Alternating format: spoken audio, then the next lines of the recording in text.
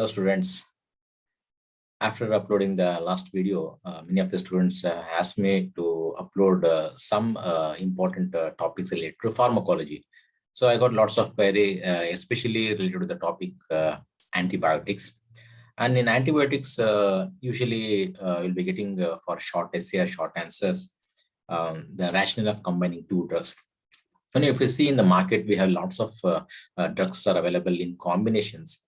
But there are only few drugs which are available in combinations, which is having an important rationale. Rationale means why it is combined. There should be some reason for combining the drugs. So there are very important drug combinations that is actually approved by US FDA.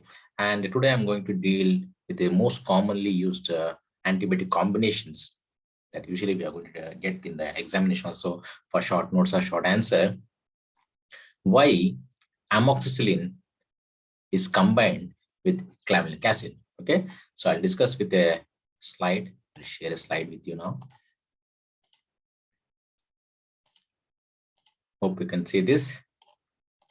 Now you're going to get a question like this: rationale of amoxicillin and clavulanic acid combination. Or you may get a question like this: why amoxicillin is combined with clavulanic acid? Okay, so first you should know what is antibiotics. Lots of students have confusion that why it is called as antibiotics and how does it differ from one more term called as antimicrobial. You have any doubts on that? I'll clarify now. If you obtain a chemical substance or a molecule from one organism and make it as a drug, and when you use that, if it is going to inhibit the other organism, it is called as antibiotic. You are obtaining the drug from a biological living, isn't it? Called as antibiotics. Understood? So you should obtain from one organism and that's going to inhibit the other organism. That's called antibiotics. Antimicrobial means you can obtain from any source. It may be from an organism, or it can be synthesized in the laboratory, or you can just modify the parent drug. It can be any source, but it's having the action of inhibiting the other organism. That is called as antimicrobial, any microbial. But antibiotics means it should be obtained from one organism and that's going to inhibit the other organism growth, or it may kill also. Okay, so this is called antibiotic. Now we have a term here called as beta-lactam antibiotics. Today we are going to discuss about the combination of amoxicillin and clavulanic acid, isn't it? So what is this beta-lactam antibiotics? That means if there is a antibiotic that contains a ring called as beta-lactam ring, I'll just highlight that. So if an antibiotic has this beta-lactam ring, they are called as beta-lactam antibiotics. Don't worry about the structure too much here, because we want to just write in sentence, these are the drugs that contain beta-lactam ring.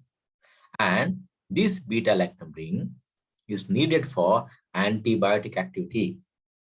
One more thing, this beta-lactam antibiotics has been obtained from Penicillium notatum. Penicillium notatum. So what is Penicillium notatum? Penicillium notatum is nothing but a fungus. So you've obtained this chemical or a molecule from a fungus that's going to inhibit bacterial growth. So this antibiotic has been attributed to Alexander Fleming, isn't it? Penicillin groups. So this beta-lactam antibiotics belongs to penicillin groups. So don't worry about the chemistry structure I'm telling. Just you remember that beta-lactam antibiotics has beta-lactam ring, and that ring is needed for antibiotic activity. We'll go to next. Now first we'll classify, because we are talking about the amoxicillin, isn't it? So we'll see where amoxicillin comes. You can classify beta-lactam antibiotics into 4 groups. One is penicillin, second is cephalosporins, third is monobactams, and fourth one is carbapenems. I just made this penicillin as in the red font because amoxicillin comes under penicillin. We'll go to next one. Because we want to just deal about the penicillin today, that is about amoxicillin. So penicillin can be classified as natural penicillin that contains penicillin G, You can also write it as PNG.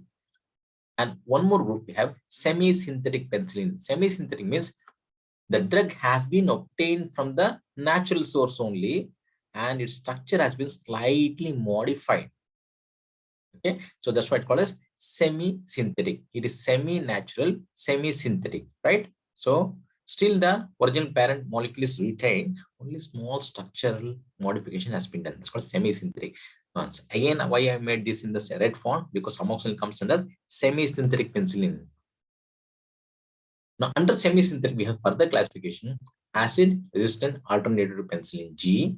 Means we had a penicillin G there. Previous slide we saw. Now this penicillin V. Okay, there are lots of difference between this, that we'll see in later. Penicillin-resistant penicillin also comes under semi-synthetic penicillin. We have methicillin, oxacillin, cloxacillin. That's also we are not going to do today.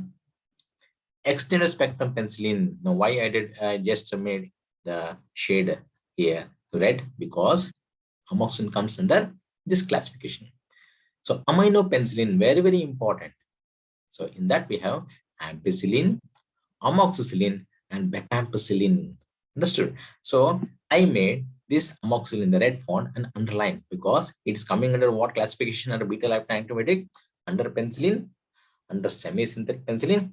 Under that we have extended spectrum. In that we have amoxicillin. Understood the classification? Carboxypenicillin is another group coming under extended spectrum.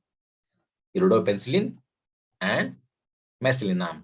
So we are going to deal only with the why amoxicillin is combined with clavulanic acid and what's the rationale. Because we are telling one more drug, clavulanic acid, we should know where it comes. So clavulanic acid is considered as a separate group called as beta-lactamase inhibitor. In that we have clavulanic acid, sulbactam, and tazobactam. Okay, so I just shaded this sentence in the red font because we want to combine this with the amoxicillin, isn't it? So now we'll see, you can see this diagram.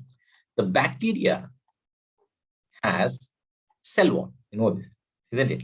So what are the fluid which is staying outside the cell can enter the bacteria, and the bacteria can swell like a balloon and it can burst out. But it has its own cell wall that has rigidity. And the rigidity of the cell wall is because of this peptidoglycan. This is a cross-linking of the peptidoglycan layer. And this peptidoglycan is synthesized by the help of an enzyme called as transpeptidase. This enzyme that helps in the synthesis of the cell wall. So because of the cell wall rigidity, the outside fluid cannot enter the bacterial cell. Okay, this is the what occurring then normally.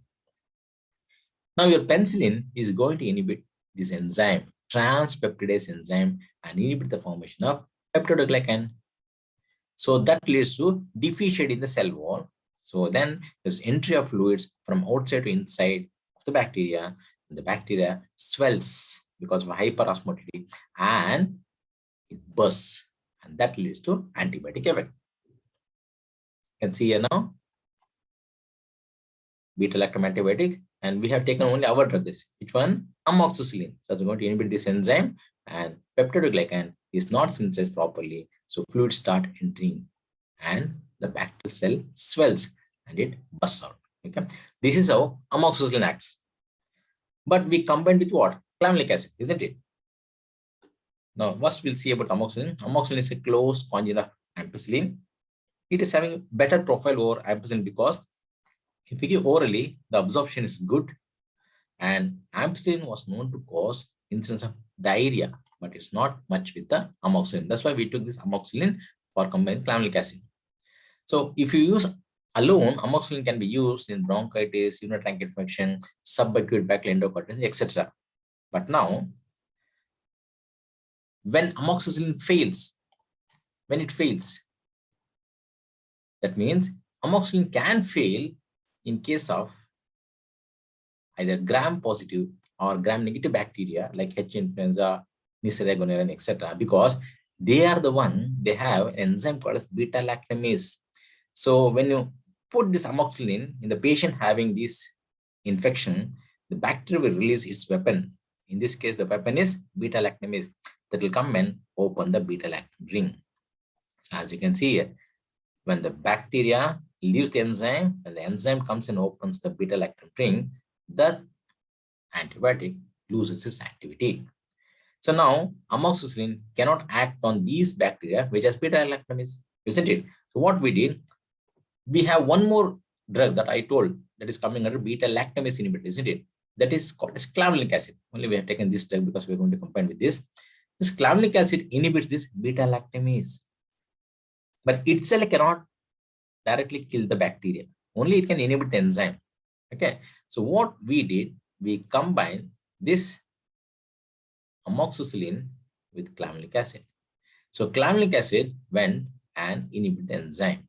So this cannot go and open the beta-lactam ring. Amoxicillin can go and inhibit the cell wall synthesis. So because of these two combination, we combine amoxicillin with the clavulanic acid, isn't it? So that means the combination of amoxicillin and clavulanic acid is used to treat certain infection caused by bacteria, including infection of ears, lungs, sinus, skin, and etc. That is by beta-lactamase producing gram-positive or gram-negative bacteria, isn't it? Because if you amoxicillin alone, it cannot kill this bacteria. If you use clavulanic acid, the combination becomes better efficacy. Adverse effects, any penicillin groups of drugs in susceptible individual, it causes allergic reaction. So you can just close your eyes and write this.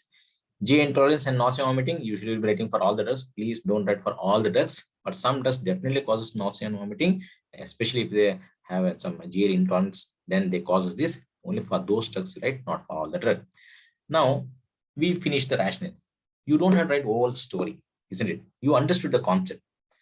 And in the exam, they ask you how to write. That's what I'm going to tell in this channel, isn't it? You can't write all these stories within the allotted time. So how to write if they ask in the examination? We'll see. These other combinations, same action, amoxicillin can be combined with the clavulanic acid, or even in case here, sulbactam or tazobactam, isn't it? Same action. Now, how to answer in exam if they ask like this question, isn't it? So that may be having some thing in your mind that how to write this, isn't it? You write like this: amoxicillin, beta-lactam antibiotic, clavulanic acid, beta-lactamase inhibitor. Write amoxicillin this side, clavulanic acid on the other side. Here we write inhibit cell wall synthesis. Here we inhibit beta-lactamase enzyme, and it's going to act on the bacteria, especially H. influenza, Nisaragonian, etc. The same thing you can write under uses also, and you can write here antibiotic effect and uses, as I already mentioned the previous day, same uses you can write here, and adverse effects you can write the same thing. So if you write this in the examination, whether it is for 5 marks or 3 marks, easily you're going to get the marks. So this is what I'm going to highlight in all my YouTube channels, that you may understand the concept, but you know how much to write and what to write. So in every topic, at the end of my presentation, I'm going to give you the hints, the tips, how to face if you get like this questions and what and all to write for allotted marks. So this, if you write for 3 marks also or 5 marks also, you're going to get out of out. So this is what I'm going to tell in this channel. So keep watching my channel. I'm going to come with a new series of topics of different medical subjects.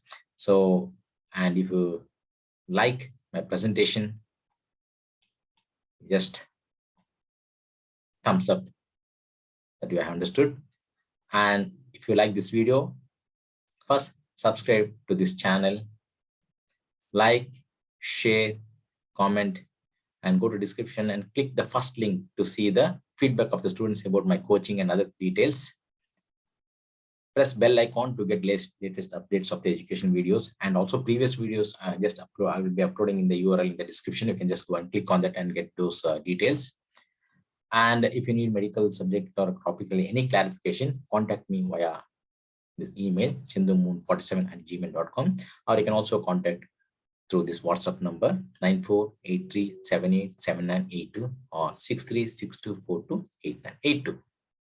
And you can also drop a message of any doubts related to medical subjects, whatever it may be, dental, paramedical, to this same email and WhatsApp number, and you'll get the answers. And also based on that, I'll make a separate video and send to particular students, and also I'll share that in the YouTube, right? So that those others who are struggling to get the same concept in an easy way, they can understand this. Hope you like this presentation. So please subscribe and please come back and see my next videos. Thank you.